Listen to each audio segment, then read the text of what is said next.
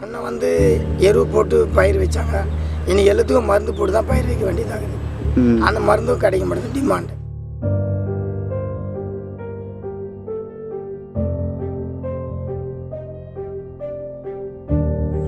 இளைஞருங்க என்ன பண்ணால் இளைஞர்கள் படிக்கிறாங்க, யாரும் வந்து கை நீக்கி வரமாட்றாங்க. விவசாயம் பண்ணால் கேவலமாக நினைக்கிறாங்க.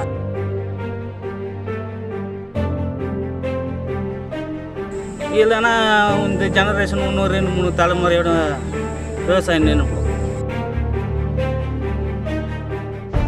சார் ஒரு நிமிஷம்.